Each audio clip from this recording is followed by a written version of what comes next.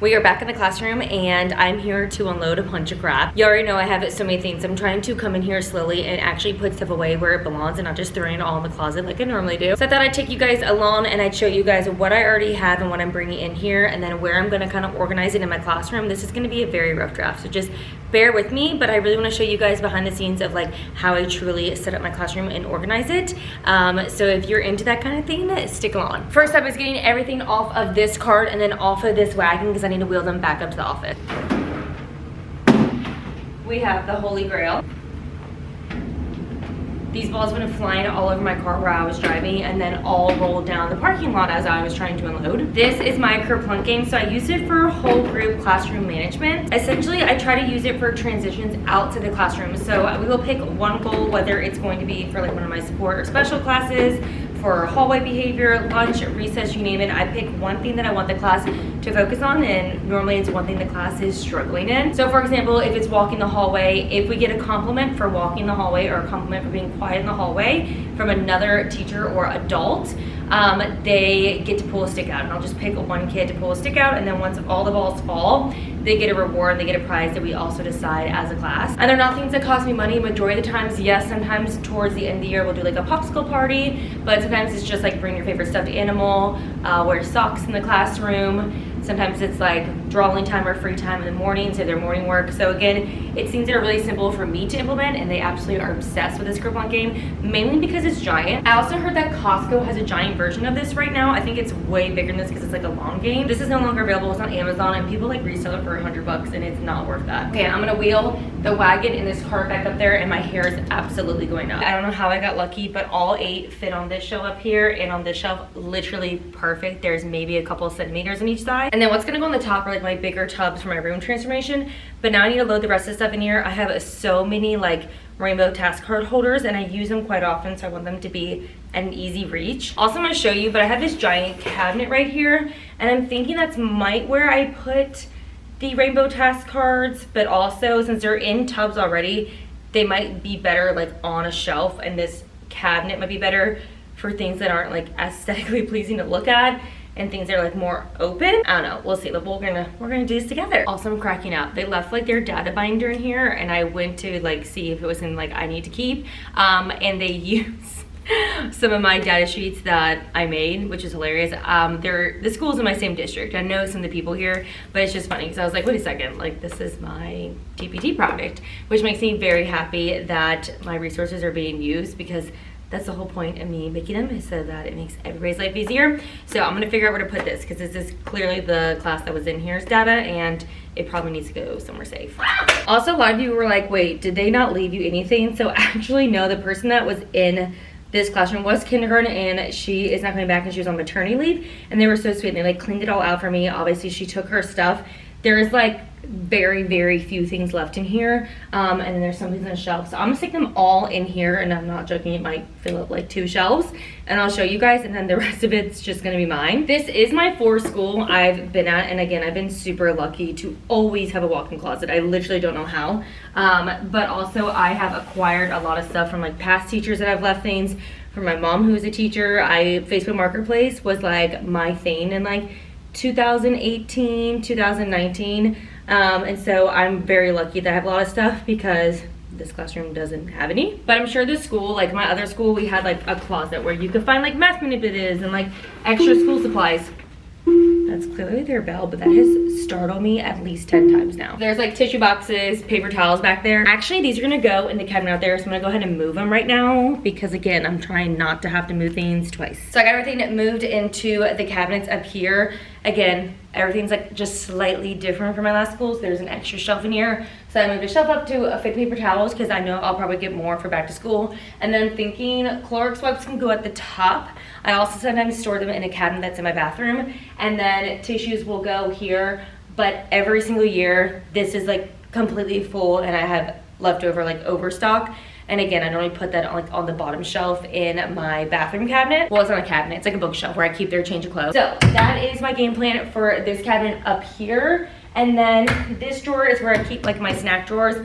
I also have some cute stuff that I could put up here, but again, there is summer school in this school, so I'm gonna just be putting stuff like inside the drawers for now that might go on top. Also, this basket, it is like a hanging 3-tier basket. It's my favorite. I put it on the wall with a very, very heavy command hook. Not all this stuff goes in here. I also have like a little shelf that it goes on for my calm down corner stuff. Now, my calm down corner really truly was like a corner in my old classroom. Again, this classroom's like slightly different, so I'm not sure where exactly I'm gonna put it, but I'm definitely gonna have this in like a little soft area for them to sit on in case they ever need to go and just have a moment. So this is literally what was left of my classroom. We have a tub of t-shirts that clearly the kids will wear. We had this in my old school. Some curriculum stuff, and then lanyards, 2 extra backpack, and then binders and paper. So I think I'm going to put the task cards on the left side and then leave the middle for my books. So let's go ahead and load that up. So it's time to come and bring in all of the rainbow task cards that are gonna go here. I'm gonna be honest, I don't think those are all of them. I think there's still some more up in my loft in my classroom shed. So we're just going to put what we've got right now here and then worry about the rest later. And I don't know how I'm looking out. Everything is fitting perfectly, like I bought it for that reason. I mean, truly the fact that these are fitting perfectly, I can get 4 tall and 2 in a row, so I can get 8 in this such small area is like chef's kiss. Now up top are all the sensory bin stuff that I left for Nikki, but I have my own sensory tubs and they look the same as the dramatic play. So I actually don't know where those tubs are. So maybe Nikki has them in her garage or they're in my loft. I actually don't know. So I'm gonna leave them in here for right now, but I'm probably gonna move them down to the bottom again for easy access because I do use them every single month.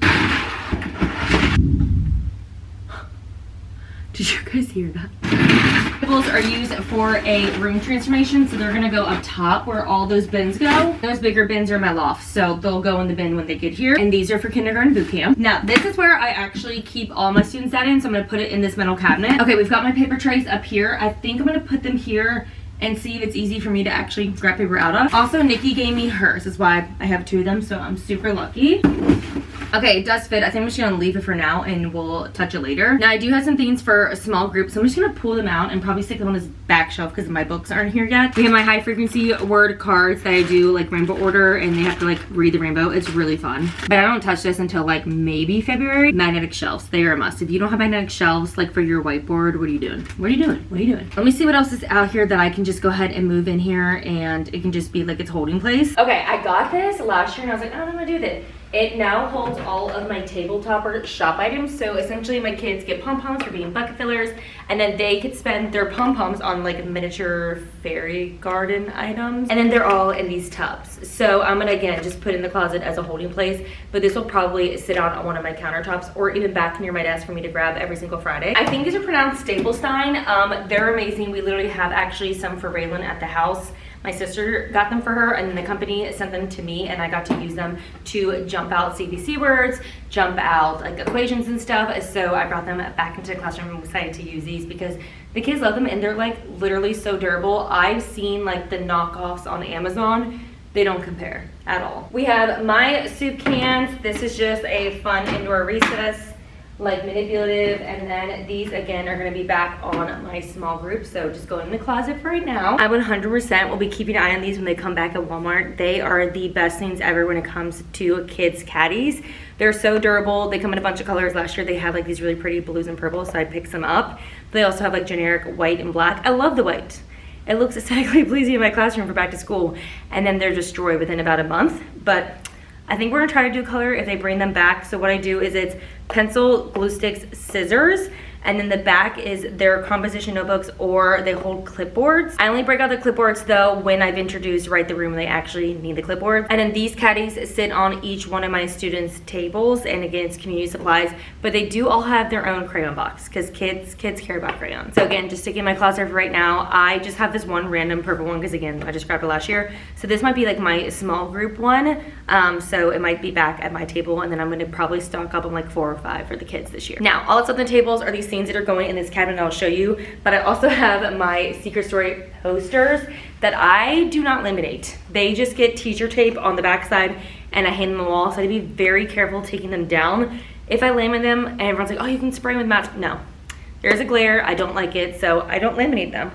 So we need to be very careful and precious. When I was bringing these in from the rain, I was terrified. So we're gonna put these in a safe spot in my closet. And then I have this Hand to Mind anchor chart that I got this past year to use for my membership, and I absolutely love it, and I cannot wait to use it for small groups. I'm gonna put this with all my other small group stuff. All of this stuff back here is that small group stuff.